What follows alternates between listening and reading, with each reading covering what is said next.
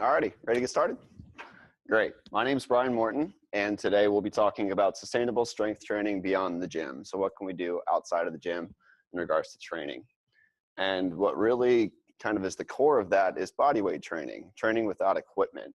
And today we'll be going over the pros and cons of that type of training, the progressions, how to make it easier, how to make it more difficult, and how to adjust accordingly, the mobility aspect of it and how that's involved, the equipment that may be necessary or beneficial to have, and its uses, how it's really involved, and how it associates with other types of training as well. So what makes an exercise body weight? It's really entailed as, or simplistically, using your own body weight as a form of resistance against gravity. So there's no weights, there's no machines, there's no bands most of the time. It's only your body weight. And for the sake of today's presentation and discussion, we'll only be talking about strength training. We won't be going into cardio. So you could consider running a body weight exercise because you're driving against gravity and you're only using your own body weight. But today we'll be more focused on strength training. So the good and the bad. As we've said already, it's very minimalistic. It requires next to no equipment, and that can be a very, very good thing for most of us who either don't have time to go to the gym, don't really want to go to the gym for whatever reason, or just want an alternative method of working out. And what goes along with that is that it's inexpensive. You don't have to pay for that gym membership, right? You don't have to buy any extra equipment. You don't have to have all of these extra things that you may have to pay for. It works multiple muscle groups. It's very complex in nature, while it is very simplistic, and we'll talk about that here in a second. There's generally a lower injury risk because there's no outside equipment. There's not a whole lot that you can get hurt on in terms of what you're training with. And it's accommodating for all ages. And we'll get to talking about that towards the end. As far as cons, it is hard to adjust intensity. Now, because the base of it is your own body weight, there's no specific numerical value to what kind of resistance you're applying, right? So if you're on a chest press machine and you're doing reps that say you've got the pin in 40 pounds, there's not really a way for body weight training where you can just kind of up the pin 10 pounds to the next 50 or make it easier, drop it down to 30. And that can make it a bit daunting to start, where you're not really sure where to begin or what level you may be at. There's no real specific value that you can apply to where you're beginning. And again, going back to where the weight that's lifted is only your body weight, you really have to play with different manipulations in order to adjust for different scenarios and different resistances as far as training. So classifications. Today we'll be talking about these three classifications of exercise. And this covers pretty much all bases in terms of body weight training exercises. We have push, which requires some action where you're pushing against gravity, pull, where you're pulling against gravity, and core, which are fundamentally bracing exercises that don't generally involve a whole lot of movement. And we'll see that this covers pretty much everything. As far as push, we have push-ups, dips, lunges, squats, larger muscle group exercises where we're pushing generally against the ground or the wall to defy gravity here. And as far as progressions and making these more difficult or easier, you could increase the depth, you could decrease the amount of support that you have, change your position, do some kind of isometric hold where you're doing maybe some kind of pause at the bottom of a squat and then coming back up. That would make it more difficult than doing just a regular standard one. And you could change the speed. You could do it faster or slower in terms of making it more difficult or easier. So push-up would be our primary example for this one. The gentleman on the far left here is using his knees in the base of a push-up. And by changing his position and going off of his feet instead of his knees, he's decreasing the amount of support and fundamentally making the exercise harder. He could also change the speed once he gets to a higher progression. He could do a clapping push-up, which requires a lot more force and is a lot more difficult. It requires a lot more explosiveness. Pull. This is where it gets a little bit tricky in terms of this type of training. So generally pulling against gravity, you need something to pull against, right? You can't go home and just pull against the air and do some rows or whatever at home. Pull-ups, rows, and Superman would be good examples of these. Superman is a little bit tricky where it also involves core and bracing. It's basically the opposite of a plank where you'd be lying on the ground and you'd pick your hands and your legs up off the ground, just resting on your belly. And that's a full contraction of your back muscles, and it's essentially you pulling against gravity. So progressions for this one are decreasing support, working from the ground up. So as we'll see here in a minute, the further up you get off the ground generally for these, the more difficult they become. You can do an isometric hold, and you can decrease the speed. For our example here, we have a bodyweight row. So the guy on the left is using a TRX system to do a row and pull against gravity. And the guy on the right is doing the same thing, but he's decreased the amount of support that he has by moving his feet out further, thus making the exercise more difficult. And again, going from moving a little bit further back to a little bit more forward, he's decreasing the amount of ground contact that he has and the amount of support he has from the ground, hence working up from the ground. Core exercises, our final category. We have plank, leg raises, hip bridge, Russian twist, mountain climber. And I will say that these exercises are not the only ones. This is a very limited sample, but it does provide some insight as to what the category generally does. So these are what's commonly more known as ab exercises for general purpose. And for these, you can increase the time under tension, you can decrease the amount of support, and you can decrease the speed of the movement to make it more difficult. So this guy here is doing a plank, and by going up onto a yoga ball or something less stable, he's creating a much more difficult movement by making himself have to maybe move around a bit and control some outside stimulus. He could also just keep doing it for longer, increase the time under tension, go from say a 15 or a 30-second plank up to a 60-second plank, and make it that much harder. So by now you've kind of figured out that all of these are manipulatable in many of the same ways. And they all relate for a specific reason, that they all have the same source of resistance, the body weight against gravity.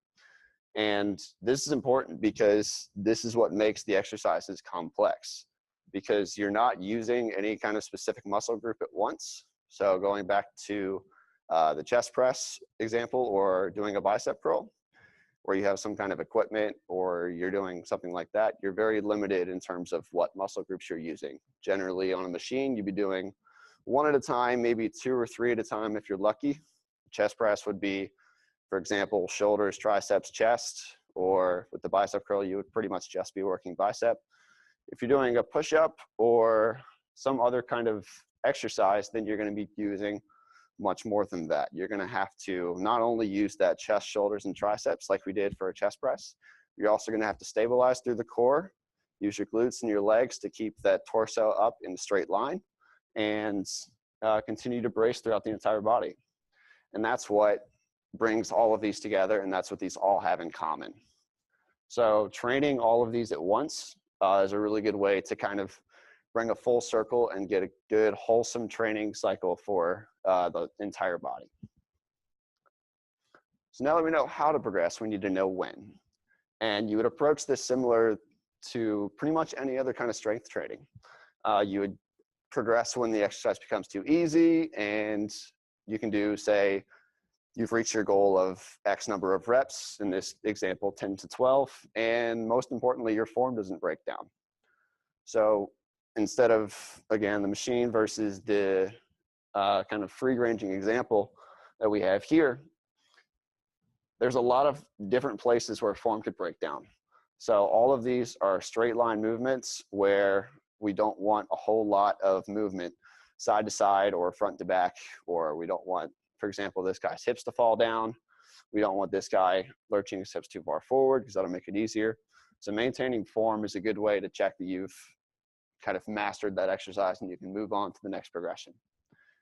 And possibly more importantly, we need to know when to regress, when to take a step back and kind of look at, maybe I took a jump too far or I'm overreaching right now. Your form is going to break down, as we just discussed. You may lack the mobility to do the movement in the first place. If you've just had knee surgery or you're like most people and you sit all day and you have tight hips, tight back, you may not be able to go all the way down into a 90-degree or all the way to the ground squat. So you may need to work on mobility before you're able to progress that movement. And that's very important in terms of injury and being hurt and trying to stay healthy while you're working out and trying to do all this. So mobility. It's pretty much an injury thing. We don't want to get hurt while we're doing this, and we need to be able to go fully into each movement, knowing full well that we can do it correctly and fluidly without compensating. And because mobility is so specific and individualized per movement and per person, there's not a whole lot that we can discuss today in terms of specifics. The best way to do this is to go out and try different things, try these different movements, and you may run into a few walls where you find that you have some blocks that you didn't know you had, or you may not have the mobility in certain areas that you thought you may have.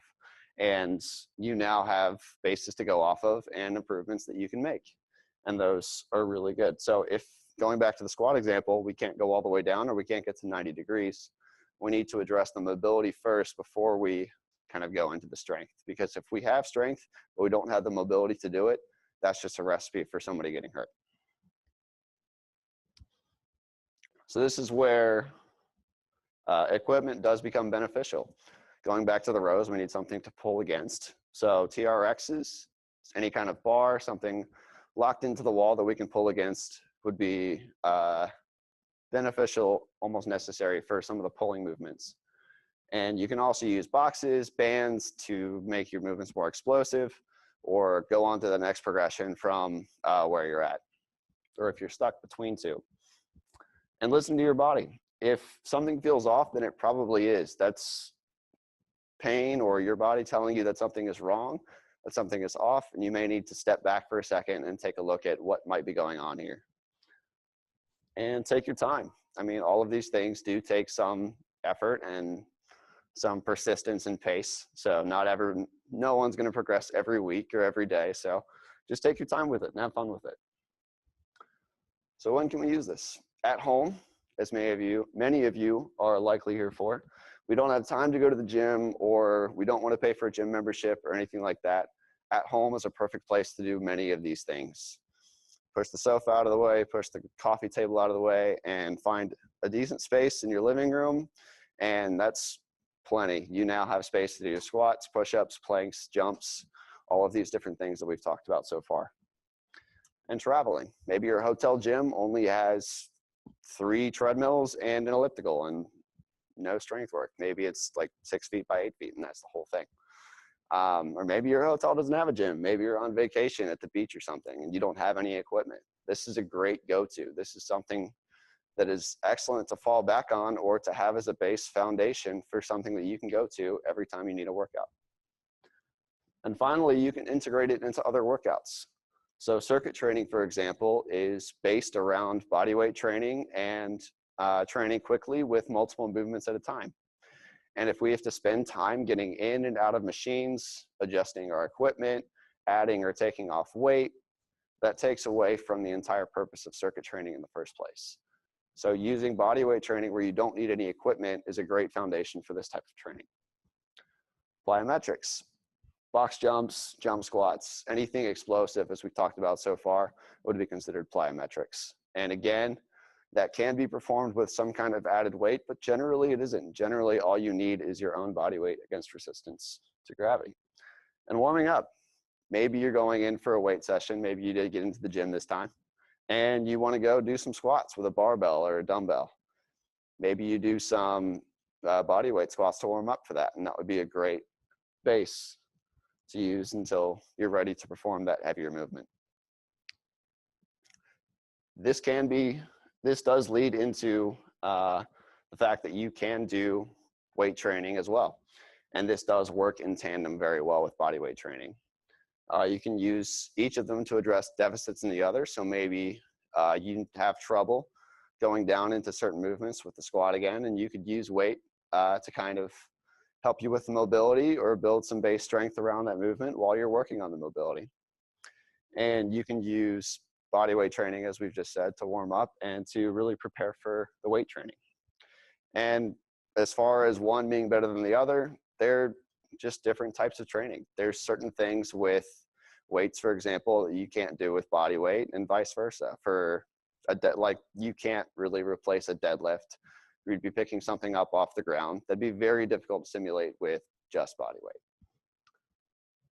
And finally, some other uses. So body weight testing has been used very frequently for, as far as I know, in youth physical education. So they don't like to get kids around weights because it can be detrimental to their health as far as growth and things like that. So they'll use push-up tests, pull-up tests, sit and reaches, different forms of body weight exercise to test for their conditioning.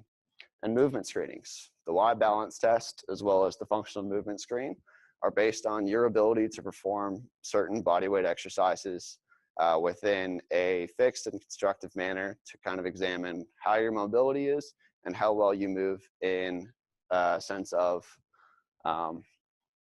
injury risk and things like that. And it's great for identifying discrepancies or any imbalances that you may have that you can take into your training. If you want to know more, come check us out at MoveWell at 1020 Export Street and inside the Seton Center. Whoops. And our next Lunch and Learn will be with Brenna McDonald on carbs can be healthy. Thank you. Do you guys have questions? Thank you.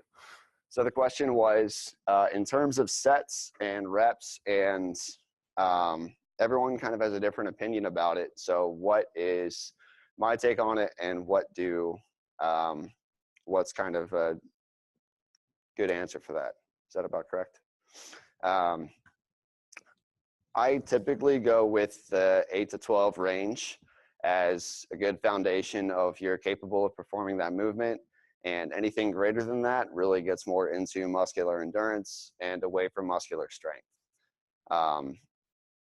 You can work in that 5 to 6 rep range if you really want to. That's generally more involved for more difficult or more intense movements. So if you wanted to go into something like one-arm push-ups or diamond push-ups or higher level movements, then that 5 to 6 range may be more applicable. But for a general sense, 8 to 12 is kind of a good range to be in. If you can do more than that, it might be time to move up. If you can't quite get there, it may be good to look back and see where, yes, no, I'm talking about reps right now. Yes, yeah. So a set would be, if I were to go and do 10 push-ups, that would be 1 set. Right now I'm talking about reps, so getting between 8 and 12 reps in 1 set. That would be good as a base to kind of know that you're in the right zone. If you can do more than 12 reps in 1 set, then it may be time to move up and do something harder. If you can't quite get to 8, then it may be time to move back and kind of take a look at where you might be or where you might have fallen and do something slightly easier. And as far as sets, that really depends on the number of reps you're doing. If you're doing fewer reps per set, then you can do more sets. If you're doing higher number of reps, you generally do less sets. So targeting around a total of 30 reps is a good range to be in. 3 sets of 10, exactly.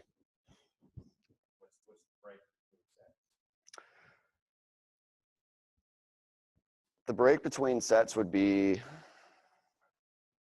it depends on the type of training you're doing. If you're going more for strength, you might take 2 minutes or more. If you're going for intensity, you're doing a circuit training, for example, you would go less. You would go 30 seconds or maybe even less than that. But it really depends on how you feel. If you feel really good that day, go ahead and take a little bit less time between your sets. If you're not feeling it and you don't really feel that great that day, or you feel it like it's harder than it usually is, maybe take a little bit more time and kind of relax a little bit between sets so you can get the full effect of your workout.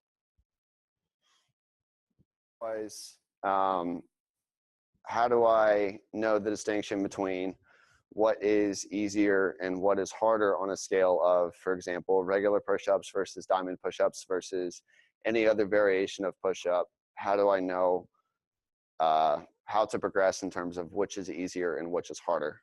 All right. There are resources that you can go to. These are what I used for this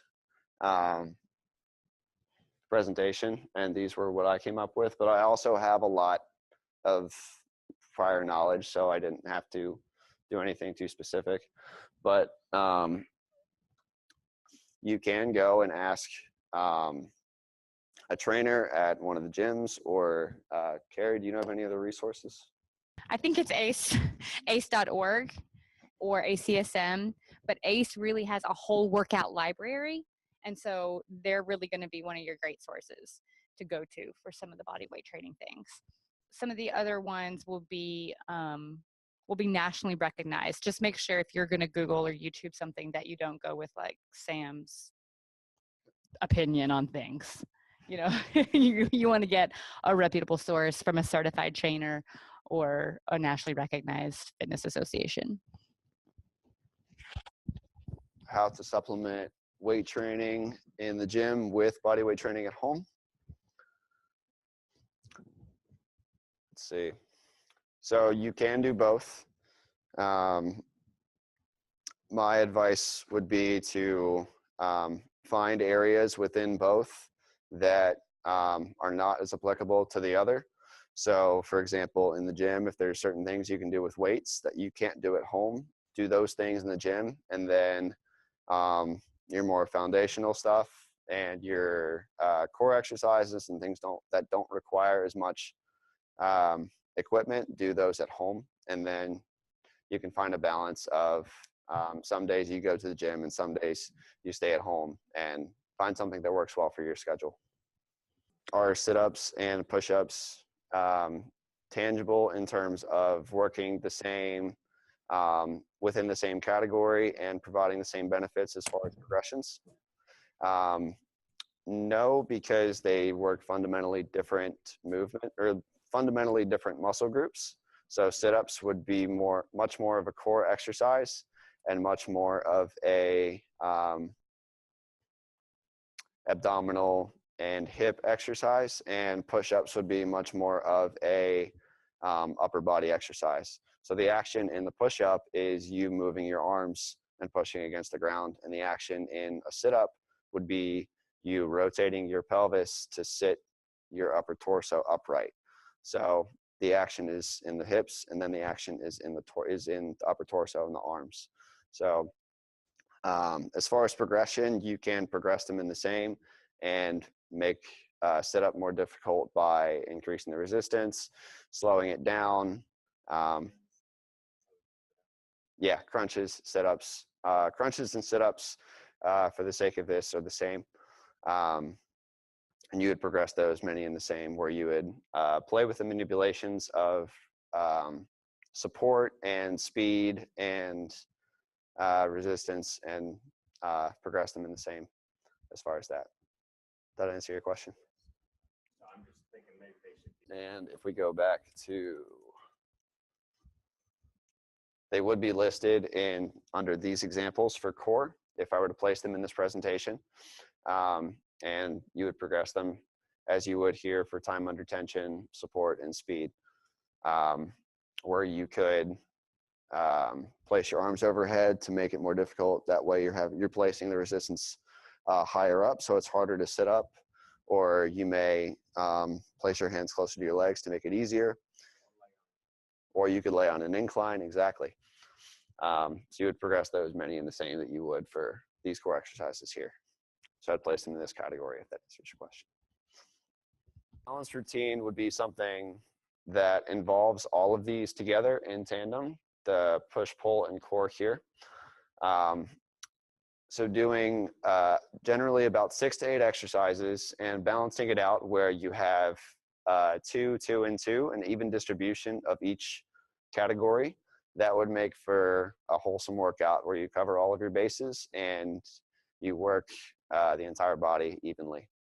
You have a hotel facility and all they have is a treadmill and elliptical. The treadmill likely has a handle that serves as a bar, correct? If you're at a playground, you likely have a bar. If you're outside in a park, there's usually maybe like a bench, like a seated bench where you could grab the back of that and use that as a bar. So don't limit your thinking to, I have to have a bar from a gym. You can open up your perception a little bit and be creative with what that bar looks like. It might be the edge of that table if you feel like that table's stable. maybe not. But it could be the edge of anything to be a pull. If they're strong. I would be careful. I would be careful. But if you have a band, then you don't necessarily have to make it a body weight exercise, right? You can just wrap that band around something and pull to get that pull action.